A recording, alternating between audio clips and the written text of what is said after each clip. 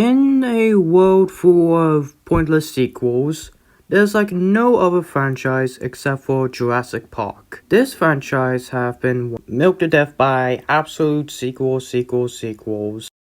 Oh, wait, is there another one?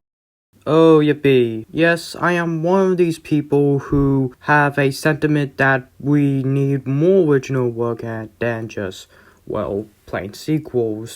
Because I do believe that due to the overexposure and oversaturation of sequels of this modern and day and age, that people will just get tired of sequels. And unfortunately, to the public conscience, they'll just keep paying for more sequels, which unfortunately I am a bit of a victim to, by watching Jurassic Park Rebirth. But anyways, what did I think of the film?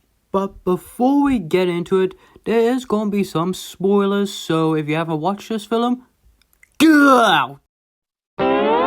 Hi, Michael here. I interrupt this video for an important announcement. Have you subscribed and liked the channel yet? Because if you don't, there is gonna be consequences of your actions.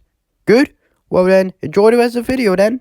Well, to start off, the reason I watched this film is simply because of, whoa, would you look at that, there's some footage that actually looks very promising. Oh, I forgot to say at the start that yes, I am a fan of dinosaurs. I mean, I have watched Walking with Dinosaurs and rewatched it recently, actually. And yes, I consider myself a fan of Jurassic Park. So don't think of me as some kind of man-child stuck in the 90s. And I'm also not a grifter either, and not the type of big people that go like, I don't want change. I don't like change. Why can't movies be better than the 90s?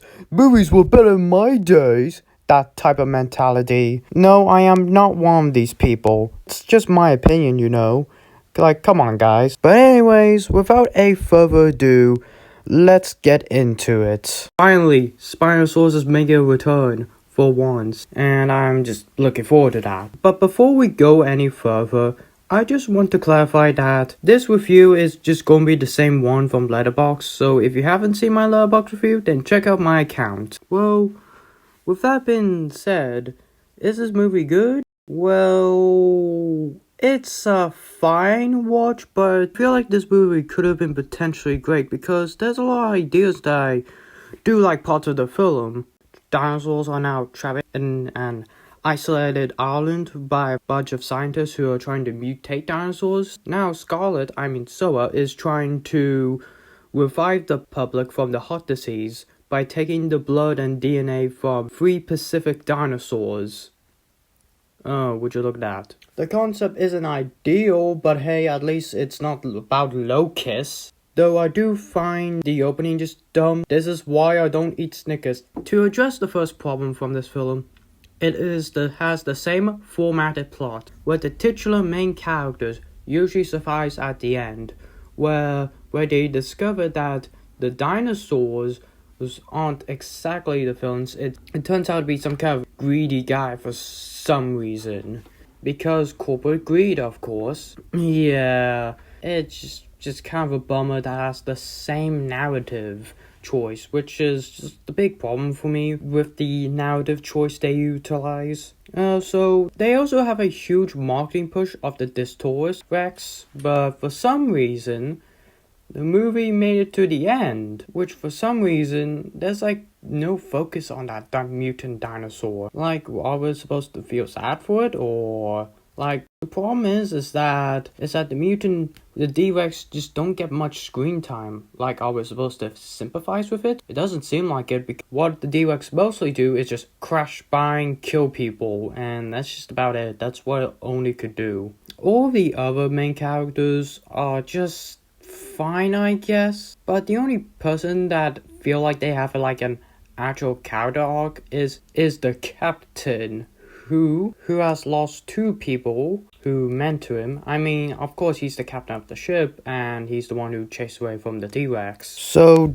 did Duncan learn to his fate, I guess, from the other people, from his 2 comrades, to make it from the end of the scene where he sacrificed himself, alive, from the D-Rex? I think I'm honestly not that sure. While Jurassic World Rebirth is far from a bad movie, what I would note is that the movie has a slight aquatic theme around it, particularly with the Mosasaurus chase, and mostly doing with water with this film. Really does give this summer vibe, which you know what? I will give them a point for the summer jungle aesthetic towards it. I'll give the movie that. It's just quite of a mixed bag for me, but of course it would never capture the lightning in the bottle of Jurassic Park. What I feel like definitely in the modern days, I feel like the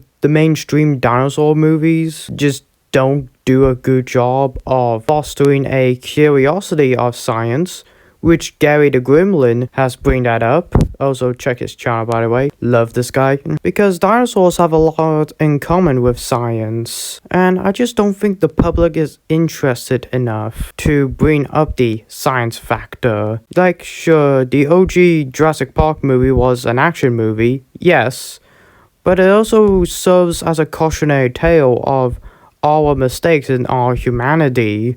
As Hammond believes the park is safe, so does the other science, until he's loose! Well, this is why the Jurassic Park sequels are so lacking in comparison. Though Jurassic World Rebirth, as I mentioned before, it kind of does do the science part. At least the Spinosaurus is a lot more scientifically accurate compared to Jurassic Park 3 with the goose-like design, and not much in an extent, unfortunately. So, however, I'm not going to rate this film like what do you rate out of 10, because I want to make my review sound a little bit more nuanced than this.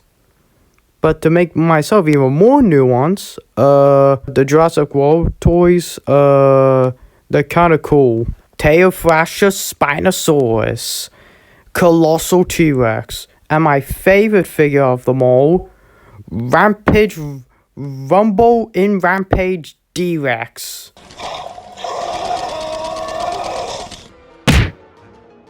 I just think they are neat.